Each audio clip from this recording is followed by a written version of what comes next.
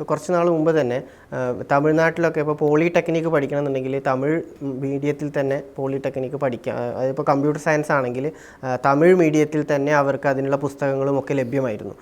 അങ്ങനെ പഠിച്ചു വരുന്ന കുട്ടികൾ, ഇപ്പോൾ ഞാൻ തമിഴ്നാട്ടിലാണ് എഞ്ചിനീയറിംഗ് പഠിച്ചത്. അപ്പോൾ ആ സമയത്ത് തമിഴ്നാട്ടിൽ ഇതേപോലെ പോളിടെക്നിക്കിൽ തമിഴ് മീഡിയത്തിൽ പഠിച്ചു വന്നിരുന്ന കുട്ടി ഈ എഞ്ചിനീയറിങ്ങിന് വന്നപ്പോൾ ഇംഗ്ലീഷിലാണല്ലോ പിന്നെ അവിടെ എഞ്ചിനീയറിംഗ് കോളേജുകളിൽ പഠിപ്പിക്കുന്നത്. അപ്പോൾ അതുകൊണ്ട് കുറച്ച് ബുദ്ധിമുട്ടുകളൊക്കെ നേരിട്ടെങ്കിലും അയാൾ കൺസെപ്റ്റ് മാഷ് നേരത്തെ പറഞ്ഞ പോലെ കൺസെപ്റ്റ് വൈസൊക്കെ ആ കുട്ടിക്ക് നന്നായിട്ട് അറിയാം. പക്ഷേ കമ്മ്യൂണിക്കേഷൻ വൈസ് കുറച്ച് ബുദ്ധിമുട്ടുകളുണ്ടായിരുന്നു. ഇതേ പ്രശ്നം ഇപ്പോൾ നമ്മൾ നേരത്തെ പറഞ്ഞ പോലെ മലയാളം അല്ലെങ്കിൽ പ്രാദേശിക ഭാഷകളിൽ ഉന്നത വിദ്യാഭ്യാസം നേടുന്നൊരു കുട്ടി, ആ കുട്ടി നാളെ അന്താരാഷ്ട്ര മാർക്കറ്റിലേക്ക് പെട്ടെന്ന് എത്തുമ്പോൾ അത് ആ കുട്ടിയിൽ കുറച്ച് ബുദ്ധിമുട്ടുകൾ, ആ ഒരു മാർക്കറ്റിലേക്ക് കയറാൻ ബുദ്ധിമുട്ടുകൾ നേരിടും.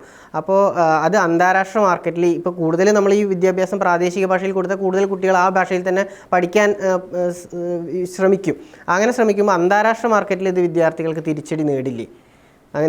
അങ്ങനെ ഒരു സമൂഹത്തിൻ്റെ വലിയൊരു ഉത്കണ്ഠയാണിത്. ഇതിൽ രണ്ട് കാര്യം നോക്കണം. ഒന്ന്, കഴിഞ്ഞ ഈ ഒരു വിഷയം എല്ലാവരും ചോദിക്കുന്ന സമയത്ത് കഴിഞ്ഞ നമ്മുടെ UGC ചെയർമാൻ ഭാരതത്തിൽ ഉന്നത വിദ്യാഭ്യാസത്തിന് ശേഷം തൊഴിലും ചെയ്യുന്നതിൻ്റെ ഒരു പഠന റിപ്പോർട്ട് പറയുകയുണ്ടായി. അതായത് 60% മുതൽ 70% വരെ ആൾക്കാർ ജോലി ചെയ്യുന്നത് സ്വന്തം ഭാഷാ എക്കോസിസ്റ്റത്തിൽ തന്നെയാണ് ഇപ്പോഴും. ബാക്കി ഒരു 20% വരെ ഭാരതത്തിനകത്ത് അന്യഭാഷാ മേഖലയിൽ പോയി ജോലി ചെയ്യുന്നുണ്ട്. ചില സംസ്ഥാനങ്ങളിൽ വേരിയേഷൻ ഉണ്ടെങ്കിലും പഠനത്തിൻ്റെ അടിസ്ഥാനത്തിൽ, ഇപ്പോൾ നമ്മൾ നാട്ടിൽ നിന്ന് ഗൾഫിലേക്ക് ആൾക്കാർ പോകുന്നത് പഠനത്തിൻ്റെ അടിസ്ഥാനത്തിലല്ല, പഠനത്തിൻ്റെ അടിസ്ഥാനത്തിൽ അന്യ രാജ്യങ്ങളിൽ പോയി ജോലി ചെയ്യുന്നത് 5% ആൾക്കാരാണ്. പക്ഷെ ഭാരതത്തിൽ ഇന്ന് ഈ പുതിയ ടെക്നോളജി ഡെവലപ്പ് ചെയ്തതോടുകൂടി അന്താരാഷ്ട്ര കമ്പനികളിൽ അല്ലെങ്കിൽ മൾട്ടിലിംഗ്വൽ കമ്പനികളിൽ നമ്മുടെ നാട്ടിൽ ഇരുന്നു കൊണ്ട് തന്നെ ജോലി ചെയ്യുന്ന ഒരിതുണ്ട്. അത് ഒരു ഭാഷാ ബേസ്ഡ് അല്ല, മൾട്ടിലിംഗ്വൽ ഭാഷാ ബേസ്ഡാണ്. അപ്പോൾ അതുകൊണ്ട് മൾട്ടിലിംഗ്വൽ കപ്പാസിറ്റി ഉണ്ടാവുക എന്നുള്ളത് ആവശ്യമാണ്. അത് കമ്മ്യൂണിക്കേഷൻ്റെ ഭാഗമാണ്. രണ്ട്, ഒരു രംഗത്തെ അറിവും സ്കില്ലും നൈപുണ്യവും അത് ഭാഷയായിട്ട് ബന്ധമില്ല. ഇപ്പോൾ ഒരു കമ്പ്യൂട്ടറിൻ്റെ ഹാർഡ്വെയർ മേഖലയാണെങ്കിലും സോഫ്റ്റ്വെയർ മേഖലയാണെങ്കിലും ഒരു കുട്ടിയിലെ അറിവ് ഉണ്ടാക്കുന്നത് ഭാഷയല്ല. ആ കുട്ടിയുടെ ആ രംഗത്തുള്ള കുട്ടി എത്രത്തോളം ബുദ്ധി ഉപയോഗിക്കുന്നു, ക്രിയേറ്റീവ് ആകുന്നു, അനലിറ്റിക് ആകുന്നു എന്നതാണ്. അവിടുത്തെ റീസണിങ് ആണ് അവിടുത്തെ ഭാഷ.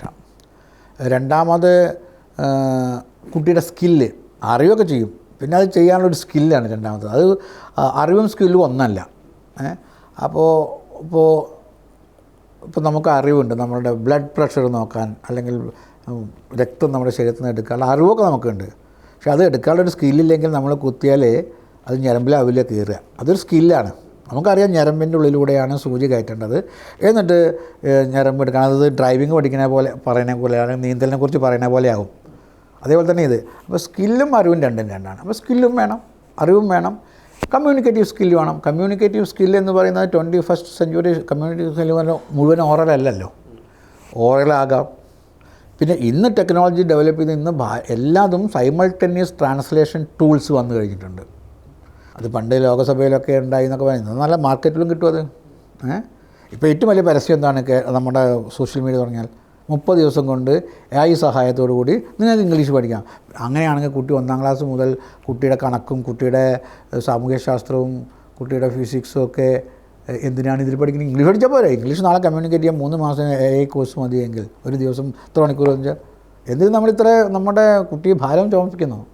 ഭാഷാ പഠനം വളരെ മൾട്ടിലിംഗ്വൽ ആകണം. പക്ഷേ ഏത് ഭാഷയിൽ പഠിക്കണം എന്നുള്ളത് കുട്ടിയുടെ ബുദ്ധിവികാസവുമായി ബന്ധപ്പെട്ടതാണ്. അത് ആ കുട്ടിയുടെ ഏറ്റവും ജനറ്റിക്കലായിട്ടുള്ള ഭാഷയാണ്.